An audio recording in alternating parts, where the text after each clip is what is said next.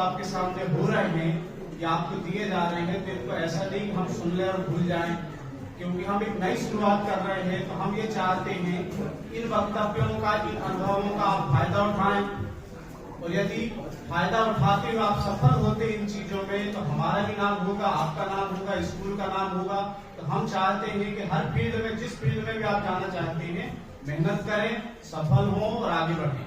और हमारे बीच उपस्थित वरिष्ठ अधिकारी, हमारे अनुभवी वक्तागण, हमारे डॉक्टर साहब, तहसीलदार साहब बैठे हुए हैं, पटवारी साहब, हमारे प्रिंसिपल साहब, बागवे साहब, इनका अमूल्य समय जो हमें मिला शाला परिवार की तरफ से, प्रिंसिपल मैडम की तरफ से, मैं बहुत बहुत धन्यवाद प्रेषित करता हूँ। हायर सेकेंडरी कोड़ानी से श्रीमती बेदी मैडम आपको जीवन कौशल के साथ साथ नैतिक शिक्षा का भी मार्गदर्शन प्रदान करेंगी, वो भी हमारे बीच में उपस्थित हो चुके हैं। तो हम कार्यक्रम की शुरुआत करते हैं प्रचार मैडम के मार्गदर्शन में, और जो भी आपको मार्गदर्शन प्रदान किया जा रहा है उसको ध्यान पूर्वक सुने। इसके बीच में यदि कोई आपके डाउट यदि हो तो क्वेश्चन आप कर सकते हैं। तो हमारे जो एक्सपर्ट या कैरियर मार्गदर्शन या नैतिक शिक्षा से संबंधित हमारे पास जो काउंसलर उपस्थित हुए हैं हमारे विशेष आमंत्रण पर, वो आपकी शंकाओं का बिल्कुल समाधान करेंगे। तो ध्यान पूर्वक सुने और उसको अपने जीवन में फॉलो करने की कोशिश करेंगे।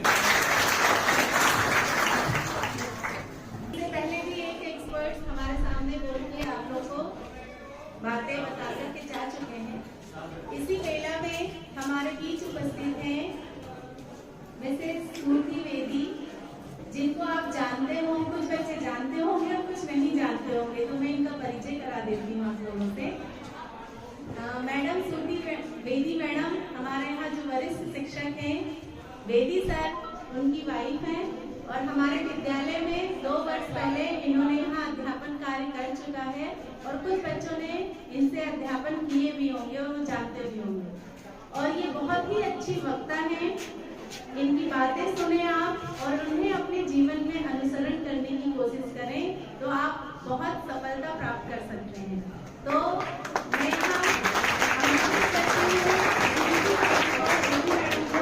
वे आए और बच्चों को अपने ज्ञान से ओत-प्रोत करें। धन्यवाद करते हैं आज के शुभ अवसर के लिए जो हमें मिला है, और हम बहुत खुश हैं, बहुत सौभाग्यशाली हैं, आपके बीच में उपस्थित हैं। और बहुत दिन से इच्छा थी कि आपसे मिलें, प्यारे प्यारे बच्चों से, तो आज वो दिन आ ही गया और बहुत खुशी है इस बात की। तो सभी बच्चों को मेरा नमन, सभी बच्चों को ढेर सारा प्यार।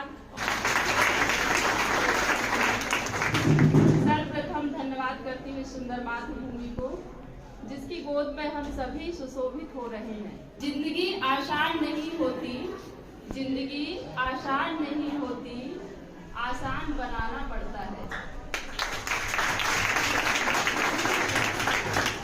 सही समय कभी नहीं आता, सही समय कभी नहीं आता, सही समय बनाना पड़ता है। आप सभी का बहुत बहुत धन्यवाद। विषय है नैतिक शिक्षा। अब आपके मन में सवाल होगा कि नैतिक शिक्षा आखिर होती क्या है सभी के मन में? है?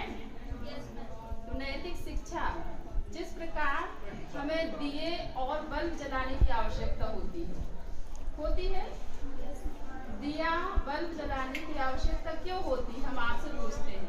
इसका आंसर कोई देंगे? खड़े होके आंसर दीजिए बेटा। प्रकाश के लिए। और कोई? अति उत्तम। कोई बताएंगे बेटा?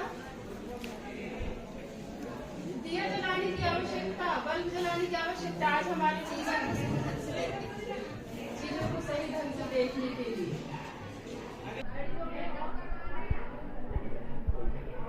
देखिए, हमें दिया और प्रकाश यानी बल्ब की आवश्यकता क्यों होती है? अंधकार को दूर करने के लिए।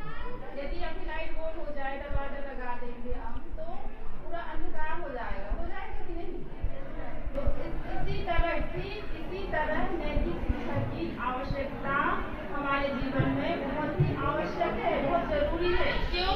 जो हमारे परिवार में, समाज में, देश में बहुत सारे भ्रष्टाचार, अपराध, त्रुटियां, विकृति आप सुनते हो ना आए नहीं, तो इन्हें रोकने के लिए नैतिक शिक्षा की बहुत ही आवश्यकता है, बहुत जरूरत है। हम सभी विद्यार्थी, हम सभी प्यारे प्यारे विद्यार्थी, सब बहुत प्यारे हैं आप, है ना। और आपकी एक अलग छवि है, आप अनोखे हैं, अद्भुत हैं। आप शुरुआत से ही लेकर अभी से, आज से, अभी तक आपने नहीं सुना था, लेकिन आज आप सुन रहे हैं, तो आपको क्या करना है कि जैसे हम आपसे बताएंगे कि आप आज से ही नैतिक गुणों को अपने जीवन में जगह दें, उन्हीं से आपकी छवि बनती है, उन्हीं से आपका व्यक्तित्व बनता है, उन्हीं से आपकी पहचान बनती है। समझ रहे हो? आपका उद्देश्य क्या होना चाहिए? सर्वप्रथम हम खुश रहें, हमें कोई मानसिक तनाव न रहे। जैसे कि अभी कुछ समय पहले स्वास्थ्य के प्रति इतनी सारी चर्चाएं हुई, व्यायाम, योग वगैरह सभी चीजें, है ना। तो इनसे हमारा शरीर स्वस्थ रहेगा। और दूसरी चीज, हम खुश कैसे रहें? आज के समय में खुशी भी बहुत जरूरी है। यदि जैसे दुनिया में हरियाली जरूरी है, जैसे दुनिया में हरियाली जरूरी है, वैसे ही जीवन में खुशहाली जरूरी है या नहीं? तो देखिए बेटा, हम सभी जानते हैं कि हमारा समय ही हमें बनाता है ना। अगर हम समय का सही उपयोग कर रहे हैं, सही कार्य कर रहे हैं और सही समय पर कर रहे हैं, तो वो हमारे जीवन को बहुत अच्छा बना सकता है। और यदि हम समय का ध्यान न रखते हुए, बस जैसे बच्चे अधिकतर क्या करते हैं, पढ़ाई लिखाई जब करते हैं तो परीक्षा के समय पूरा समय देते हैं, बाकी समय बस पढ़ रहे हैं, आ रहे हैं, जा रहे हैं, स्कूल तो आते हैं, जो भी होमवर्क वगैरह मिलता है सब वो भी स्कूल में ही करते हैं, घर गए, सो गए, थके हारे, बाहर से सब बड़ा छोटा अमीर गरीब कुछ नहीं होता, सारे विद्यार्थी यहाँ एक समान है या नहीं? तो हम सबको एक समभाव से देखना हो। जब हमारा ऐसा भाव होता है तो हमें सब अच्छा लगता है, खुशी होती है। सब प्यारे प्यारे दोस्त हैं, प्यारी प्यारी सहेलियां हैं। कोई थोड़ी ना ऐसा कि वो बड़े घर से तो वो बहुत अच्छी है, वो छोटे घर से वो अच्छी कम अच्छी नहीं है, ऐसा कुछ नहीं है। विद्यालय में सब एक समान है।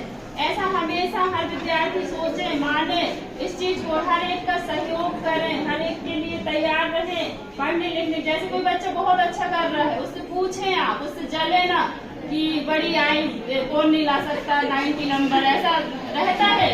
लड़के एक दूसरे से जलन महसूस जलन करोगे तो आप पीछे रह जाओगे। और अगर आप अच्छा सोच के कि यार तुम मुझे बताओ ना कैसे करते हैं, आपने कैसा किए, मतलब ऐसा जब हम पूछते हैं तो हम भी सीखते हैं और सामने वाले को भी खुशी होती है कि मैं इतना कुछ, हम एक दूसरे से डिस्कस करके और आगे बढ़ने के लिए प्रयास कर रहे हैं, प्रेरित हो रहे हैं, है ना। तो हमें यह प्रयास करना है, एक दूसरे को आगे बढ़ाने में मदद करनी है, सहयोग करने में मदद करनी है। ये भी क्या है? नैतिक गुण। बात समझ में आ रही सभी को? कोई प्रश्न पूछना हो तो आप पूछ सकते हैं, ठीक है।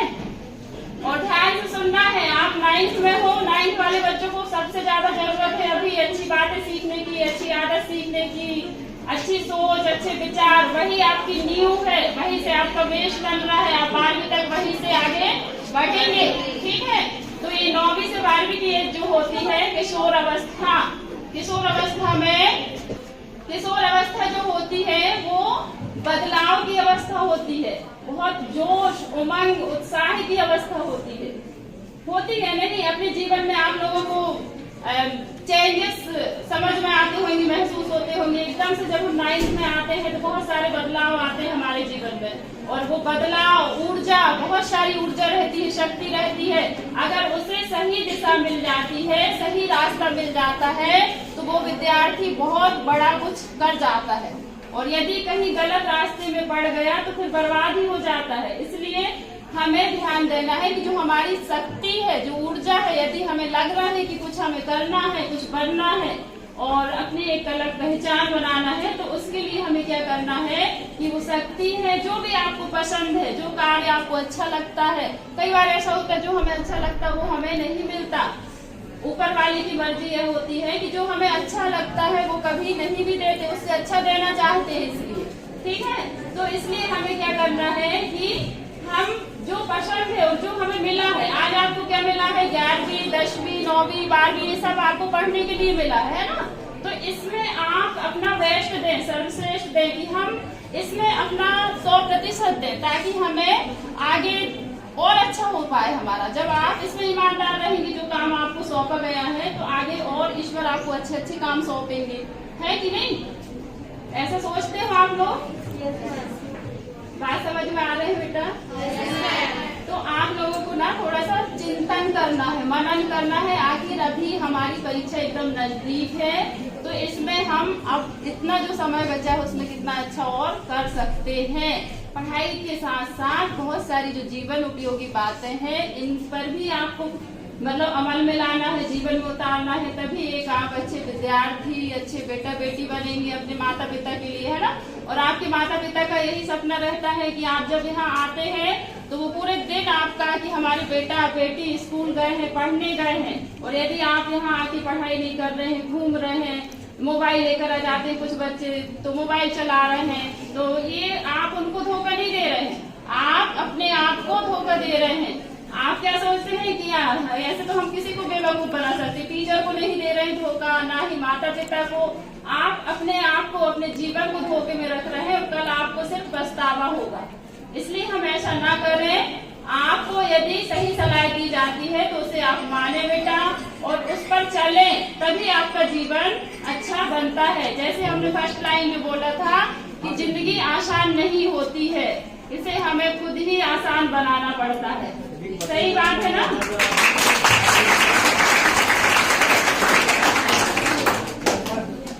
अमोज है जो आपकी बहुत आपको ऊंचाइयों तक पहुंचा देती है। ये देखो, ध्यान से सुनना इस लाइन को। फर्क इस बात से नहीं पड़ता, फर्क इस बात से नहीं पड़ता कि आपकी उम्र क्या है, फर्क इस बात से पड़ता है, फर्क इस बात से पड़ता है कि आपकी इस उम्र में सोच क्या है।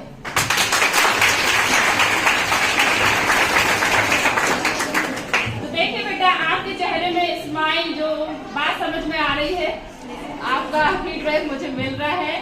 तो हमारी सोच सर्वश्रेष्ठ होनी चाहिए, और सर्वश्रेष्ठ वो चाहिए में तो कभी नहीं होती, आज ही से कि जब हमारी सोच अच्छी होती है, तो हमारे काम अच्छे होते हैं, और हमारे काम अच्छे होते हैं तो हमें बहुत खुशी मिलती है। और हम खुशी के लिए तो काम कर रहे हैं ना, और हम खुश होकर काम करते हैं, खुश होकर पढ़ते हैं, तो हमें बहुत अच्छा लगता है, बहुत खुशी। हमारे अपने जीवन का अनुभव बता रही हूँ, कोई भी बात यहाँ वहाँ से कुछ नहीं है, सारा अपने जीवन का अनुभव है कि मैं ऐसा करती हूँ। जैसे सर बताए ना अभी कि सुबह घूमना, एक्सरसाइज करना सब मैं करती हूँ, और अभी इतना मतलब सुबह से 5 बजे उठना, घूमने जाना, आधा घंटे घूम कर आना, फिर आगे आधा घंटे एक्सरसाइज करना, अपना ध्यान रखना, और फिर इसके बाद पूरा घर का काम हम खुद ही करते हैं, जाके फिर स्कूल समय से स्कूल पहुंचना, फिर वहाँ बच्चों को भी जैसे आपको अभी यहाँ दे रहे हैं सब कुछ यही वहाँ भी बच्चों को देते हैं, और फिर वहाँ से फिर वापस आना, फिर घर का काम करना, कितना सारा रहता है। उसके बाद भी कभी मन दुखी नहीं होता। क्यों नहीं होता? क्योंकि हम खुशी से हर काम करते हैं। तो जब हम खुशी से काम करते हैं तो हमारे सारे काम आसान हो जाते हैं। समझ रहे हो? और जब हम पहली बार कोई काम करते हैं तो हर कार्य कठिन लगता है। जैसे कि आपने बचपन में साइकिल चलाना सीखा है ना, तो कोई एक बार भी बैठकर साइकिल तो चला नहीं लिया है, ये चला